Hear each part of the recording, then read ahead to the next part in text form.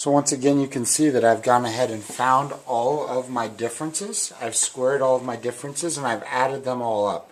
I came up with a total of 85,814 seconds squared, since they're all squared there, but this is dealing with seconds still. Now back to my equation there. That's the sum of my mean, or the difference between my mean and my individual values squared. What I have to go ahead and do is I have to divide that by the number of values I had. So once again, I have my standard deviation equals the square root of 85,814 divided by, I had 10 different times that I took. So if I divide that by 10, that's going to go ahead and give me the square root of 8,581.4. So if I go ahead and put that in my calculator, I can't do that one in my head,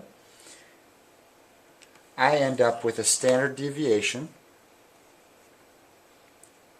of approximately 92.64. So let's go to 4 decimal places on that. So that'd be 92.6358. So if you remember back to what we've learned about standard deviations, we know that looking at our data, 68% of our data should fall within one standard deviation of the mean. So coming back up here, if I've got a list, and I said that my 35.5 fell right about here, plus or minus about 100 is going to bring me down here, and it's going to go ahead and bring me right up here, which holds about 2/3 of my data. That's pretty good.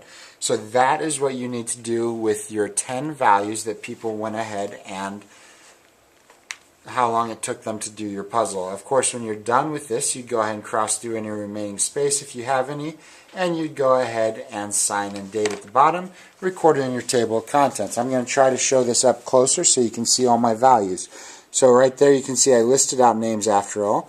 I have different times that it took each one of them, minutes and seconds. I converted each of those to seconds and summed those. And then I went ahead and listed them in order there so that I had that. Now looking over here, you can see that I calculated my mean with the sum of my times divided by the number I had. And I also calculated my median. Since I had an even number, I had to find the two middle ones, add them together and divide by 2. There's my equation for standard deviation. There's my work. I could have listed all my values off to the side, but you can see that I found my differences, squared them, and found my total there. And I did my work down here, dividing it out and finding my standard deviation.